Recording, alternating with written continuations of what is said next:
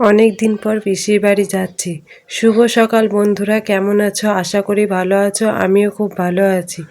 আজ থেকে প্রায় 3 বছর আগে পিসির বাড়ি গিয়েছিলাম আমার বিয়ের পর জামাইকে নিয়ে।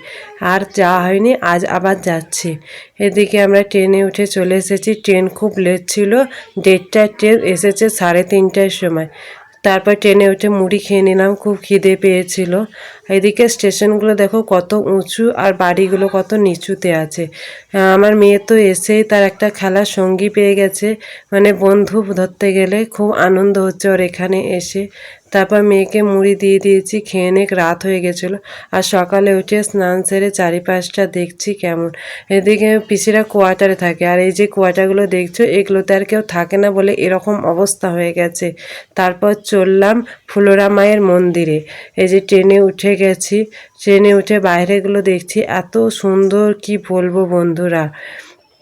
মায়ের মন্দির চলে এসেছি, আমি, আমার বোন আর আমার বর এসছিলাম। মায়ের মন্দিরে এত সুন্দর জায়গা, কি বলবো। এসে পুজো দিয়ে মায়ের দর্শন করে মায়ের মন্দিরের চারিপাশটা দেখে নিচ্ছি। আর কবে আসবো তার নেই ঠিক। এখন এসছি তো কিছুক্ষণ থাকবো এখানে। এই যে আমার মেয়েকেও কোলে নিয়ে দেখালাম। এদিকে পুকুরে মাছ ছেড়েছে অনেক। মাছকে অনেককে বিস্কুট, পাউরুটি, মুড়ি যে যা পাচ্ছে দিচ্ছে, তাই গেছে। এবার চলো যাওয়া যাক পিসি বাড়ির দিকে। আবার স্টেশনে চলে এলাম।